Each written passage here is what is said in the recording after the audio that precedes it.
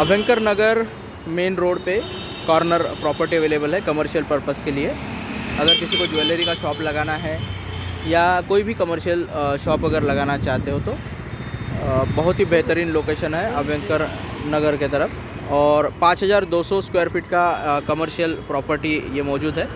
और यहाँ पे ये जो आप रोड देख रहे हो 80 फीट के रोड के ऊपर ये कॉर्नर प्लॉट अभयंकर नगर में मौजूद है। और 52 बाय 100 इसका टोटल एरिया है। और किसी को अगर इंटरेस्ट है तो कॉर्नर से ज़्यादा दूर नहीं है प्रॉपर्टी, कमर्शियल पर्पस के लिए यूज़ कर सकते हैं। सो अधिक जानकारी के लिए हमसे संपर्क कर सकते हैं। हमारा नंबर आपको मैसेज में मिल जाएगा। बहुत ही बेहतरीन प्रॉपर्टी है।